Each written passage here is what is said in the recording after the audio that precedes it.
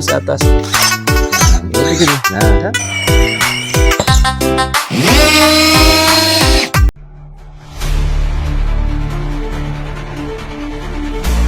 Assalamualaikum warahmatullahi wabarakatuh. Sampurasun pemirsa sadayana. Nah, ini nih ketemu lagi ya dengan Triem Channel. Kali ini saya akan ngebahas karena kedatangan sebuah brand ya, yang kemarin-kemarin udah ya, yang KCD 15 kalau nggak salah ya.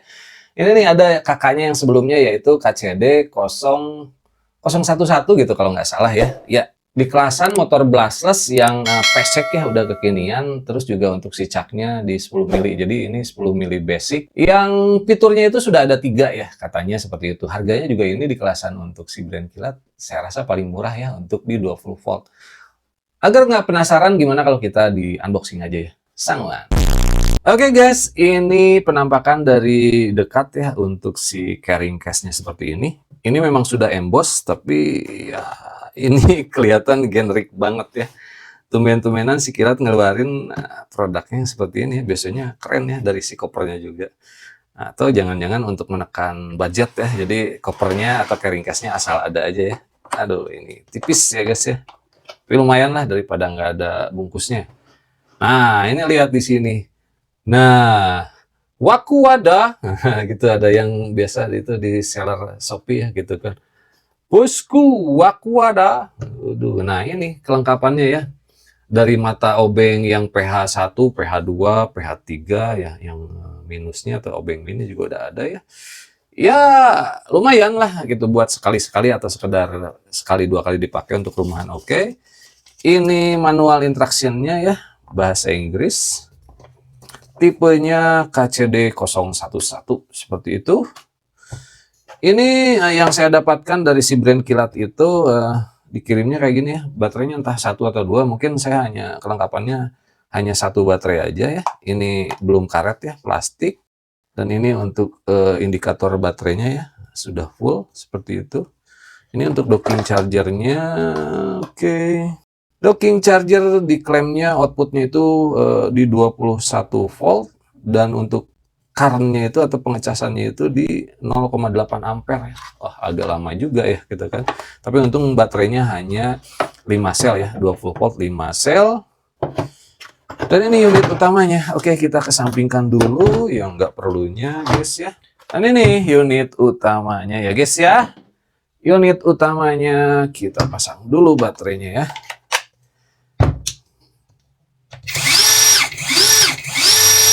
Ya, untuk penampakan seperti ini, penampakannya seperti ini guys ya. Di sini bukan emboss ya, ini stiker. Bacanya Kilat. Di sini ada bacaan brushless. Ini dibalut karet, ini plastik, ini karet. Lari ke sebelah sini juga ini karet, dan untuk ininya masih plastik ya guys ya. Bukan ya, plastik bukan besi ya. Ini sudah ada LED untuk lampunya di depan. Ini triggernya. Waduh. Triggernya kurang smooth ya guys ya. Ini untuk forward dan reversible ya. Putaran kiri kanan. Di sini dilabur karet. Ya ini mirip kayak D-Wood ya. Sekarang niru-nirunya yang kuning itu ke D-Wood ya. Seperti itu. Oke, dan ini ya gimmick aja, hanya ada indikator baterai aja ya di sini ya. Seperti itu guys. Caknya sudah 10 mili ini.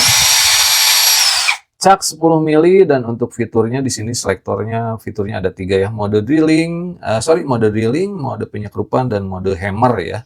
Nah ini untuk selektor, ini perpindahan penyekrupannya ya. Kliki juga di 1 sampai di 20 ya, ini 20. Oke. Untuk caknya oke ya, presisi, speednya ada speed 1 dan speed 2. Oke, ini speed 1 ya, ini speed 2. Dan penguncian di speed 1 dan speed 2 itu udah satu tangan ya guys ya. Udah satu tangan, udah keren ya. Kita coba sekarang untuk RPM-nya ya. Ada di berapa nih? Klaimnya di sini ada nggak? Untuk RPM, dia itu 0 sampai maksimalnya di 1350 ya. Nah, berarti nggak gimmick ya. Coba apakah overspec atau sesuai spek ya.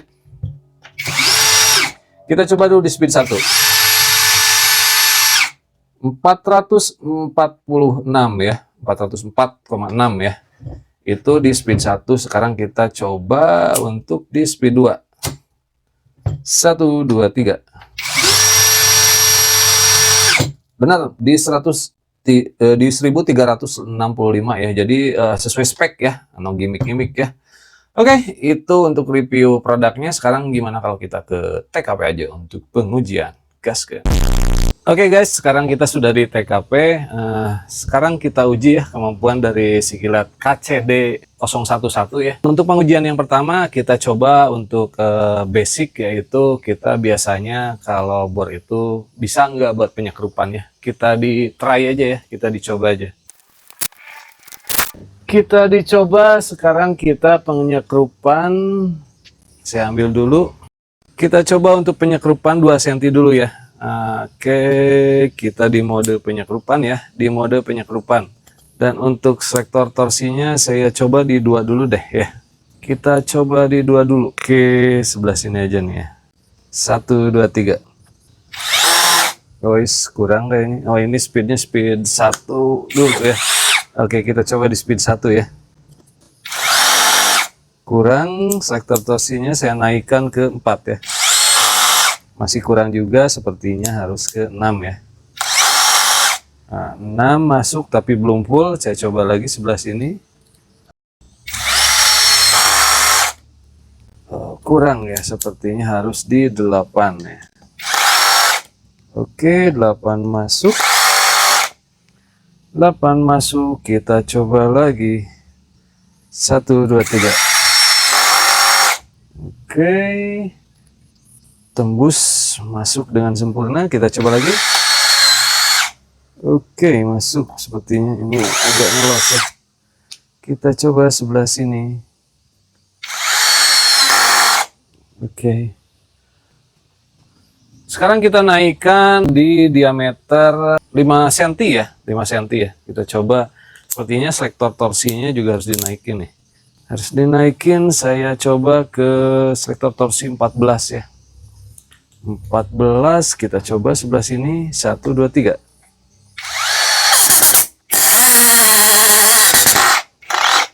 Oke, wah terlalu dalam, saudara-saudara. Terlalu dalam.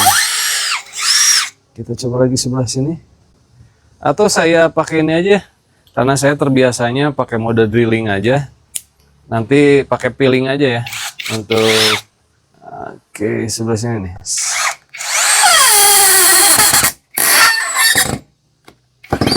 Oke, masuk ke dalam. Kita coba lagi sebelah sini. Oke, masuk.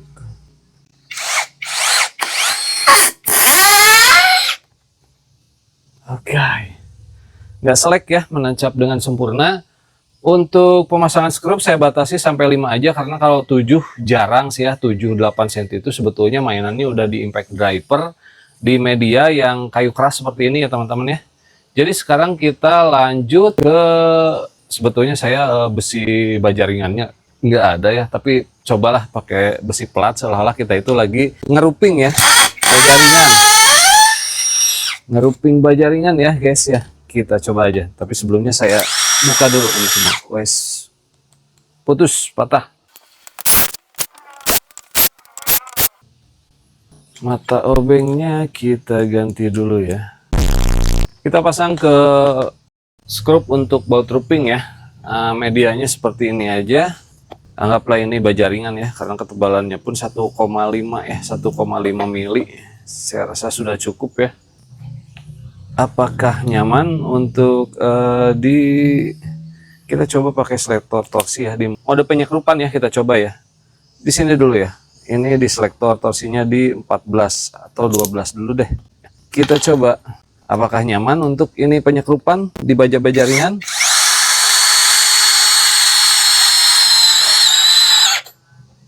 Oke, masuk. Sepertinya torsinya kegedean. Kita turunin dulu. Sebelah sini kita coba lagi. Oke, masuk dengan sempurna. Satu lagi kita coba ya. 1, 2, 3.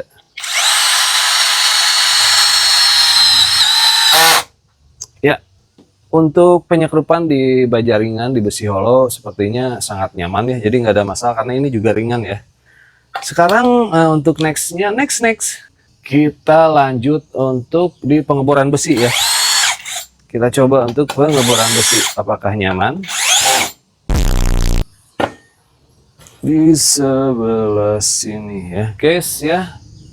Sebentar, saya kunci dulu ya biar nggak melintir. Sekarang kita coba pengeboran ini pakai media mata bornya ya di ukuran 5,5 mili ya. Kita coba harusnya sih di speed 2 tapi di speed 1 karena untuk pengeboran bor itu butuhnya torsi ya, bukan speed. Tapi karena ini pengujian untuk mempercepat waktu dulu sama pengen tahu performa dari si bornya ini, saya langsung pakai speed 2 aja ya. Kita lihat sebelah sini ya guys ya. 1 2 3. Sorry.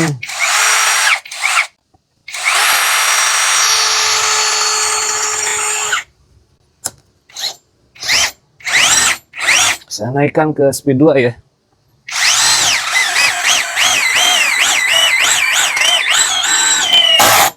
Sorry, ininya modenya salah, saya nggak pakai mode drilling. Aduh, lupa. Kita lanjut ya. Nah, tembus guys. Kita coba lagi deh, satu lagi ya. Sebelah sini nih.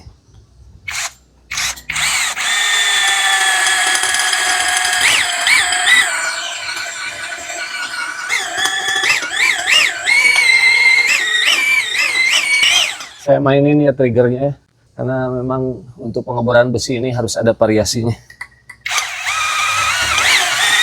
Biar kayak nyanyi lagu. Nah, udah mau nyangkut gini, kita tarik dulu ke atas. Nah, begini. Nah, kan tembus. Oke, asal mata bornya tajam, nggak masalah ya untuk pengeboran besi yang tebal. Padahal ini 6 mili ya. Kita lanjut lagi guys. Sekarang kita karena ini ada mode untuk pengeboran kayunya, kita beresin dulu kayu. Nanti selanjutnya kita yang terakhir kita untuk mode hammernya ya. Kita coba untuk pengeboran beton ya, atau ke tembok. Pengujian selanjutnya next. Sekarang kita langsung aja ke mata bor kipas ya. Ini diameternya di 1 inch atau 25 mili ya. Ini mata bor kipas yang saat ini memang cuman ini yang saya punya ya, yang untuk di ukuran yang paling terbesar ya. Kita coba saja. Oke, di sini masih aman ya. Ini yang udah dipakai, ini belum ya. Sini saya ngirit-ngirit aja karena kayu mahal ya guys ya. Kayu mahal apalagi sekarang pada naik ya. Kita coba di sini ya guys ya. Nah, kita di sini. Oke, di mode drilling untuk speednya saya coba dulu di speed 2 aja ya. Speed kalau nggak kuat nanti di speed 1 ya. Oke, sebelah sini 1 2 3.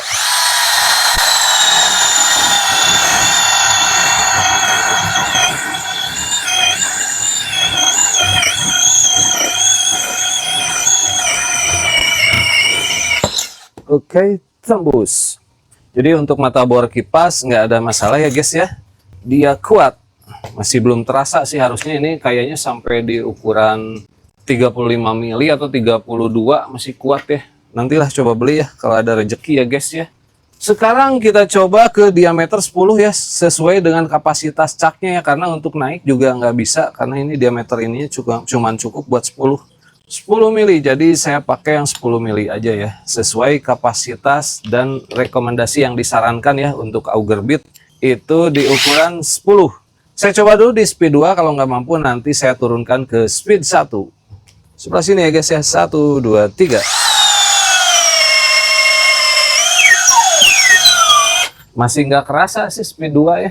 Asumsi harusnya ini kalau ada yang si batang hexnya itu bisa muat di 10 mili. Sepertinya ini sampai di 16 atau 19 mili ya, auger bit masih kuat ya.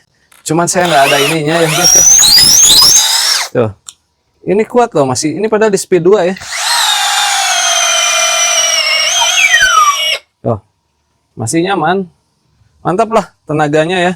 Untuk suhunya juga yang saya rasakan sebentar. Alat tem saya rusak guys, jadi harus beli lagi. Ini paling suhunya cuman baru di 39 40-an lah, belum terlalu panas ya.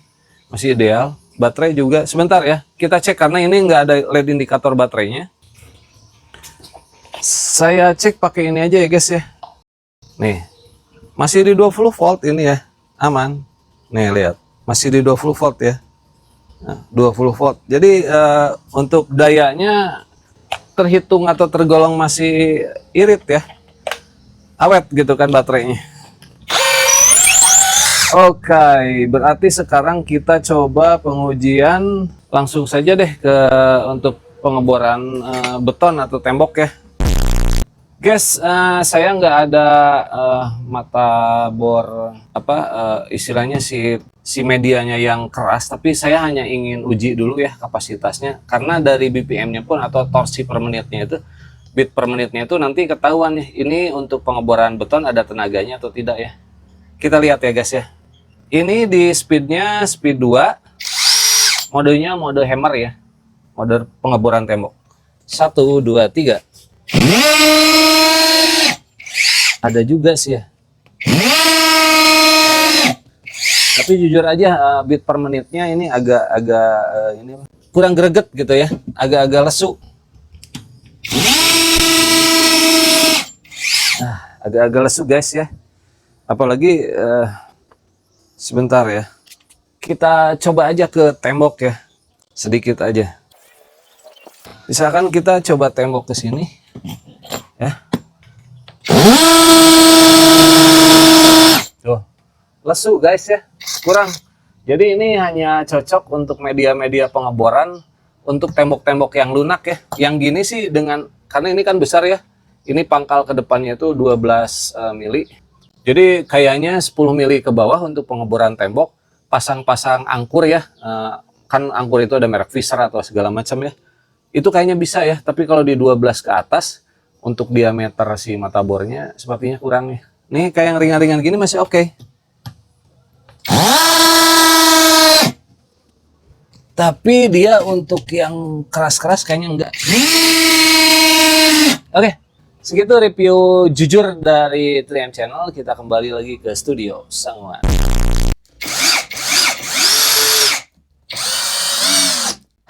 Oke teman-teman, barusan ya udah ada pengujiannya. Feel yang saya rasakan dari si brand kilat KCD 011 ini, secara feel kalau untuk pengeboran kayu ya nggak bermasalah di speed 1, speed 2. Memang untuk generik di kelasan yang seperti ini ya kayak saya jadi ingat powernya itu, mining-miningnya itu atau dekat-dekatnya tuh ke MLHY ya. MLHY, Dopart atau MKDL ya, M-Cool atau MKDL kayak gini juga ya, segede gini. Terus si body-bodinya juga mirip-mirip kayak gitu. Warnanya juga ya kalau sama MKDL juga mirip. Terus yang kuning lagi itu apa ya? Oh, saya lupa lagi lah. Pokoknya untuk si power di kelasan yang seperti ini memang mirip-mirip. Terus juga untuk performance di pemasangan skrup ya, baja ringan juga nggak masalah. Ini oke banget ya. Ringan juga ya, karena dia 20 volt. 20 voltnya itu memang ringan ya, karena cuma 5 sel gitu kan. Secara baterai juga awet gitu kan. Terus kalau ngomong kekurangannya apa bang? Ya ini kekurangannya gitu kan ya, di kelasan seperti ini. Dia untuk baterainya itu perasaannya agak kurang bertenaga. Nggak tahu memang dari lilitan si dinamonya atau gimana gitu kan. Terutama kalau power secara kita pengeboran kayu itu nggak masalah ya. Cuman untuk pengeboran di tembok itu saya pikir mungkin karena BPM atau si RPM-nya agak rendah gitu kan ya, gitu kan. Jadi kalau torsinya di speed 1 itu dapat gitu kan. Cuman kan kalau untuk pengeboran tembok, si fiturnya itu speednya itu harus speed yang paling kencang dalam artian di speed 2 gitu ya. Speed 2 kayak gini. Nah, speed 2 seperti itu gitu kan. Jadi perasaan agak melehoi gitu. Tapi kalau untuk pengeboran kayak rumahan kayak gitu, misalkan di ukuran mata bor 6 sampai 10 masih bisa lah ya gitu kan. 10 masih bisa, tapi kalau lebih kayak 12 kayak gitu kayaknya kedodoran ya untuk tenaganya ya. Untuk di pengeboran bata ya, atau istilahnya beton-beton ringan ya, atau istilahnya ya bata-bata ringan lah tembok-tembok rumah kita gitu kan ya, agak-agak kurang gitu kan. Tapi bisa juga. Dalam artian ini mungkin lebih cocok ke bidangnya itu perkayuan ya gitu kan. Atau sekali-sekali kalau kita buat rumahan juga bisa ya. Sekali-sekali ngebor-ngebor tembok kita pasang-pasang apa, rak melayang atau apa, misalkan gantungan apa, ini masih bisa ya gitu kan. Itu mungkin catatan buat si kilat ini untuk power atau BPM-nya, beat per menitnya kurang karena mungkin si RPM-nya terlalu rendah. Jadi si hammernya kurang nendang. Seperti itu ya. Itu kekurangannya. Overall kalau kelebihannya karena untuk warantinya pun atau garansinya juga untuk si kilat walaupun brand generik sekarang udah oke, udah no komplain. Terus yang ketiga juga untuk si kopernya kayaknya agak-agak berhemat jadi kurang greget aja ya. Mungkin juga untuk menekan harga ya. Tapi yang penting untuk si unitnya kan oke ya. Seperti itu teman-teman ya. Jadi kesimpulannya kalau masalah worth it atau enggak balik lagi pilihan ada pada kalian ya audien gitu kan. Oke, itu review dari saya tentang si brand kilat ini ya, KCD 011. Mohon bila ada salah-salah kata saya mohon maaf atau ada kekurangan dalam saya mereview. Akhirul kalam, wassalamualaikum warahmatullahi wabarakatuh. Sampurasun.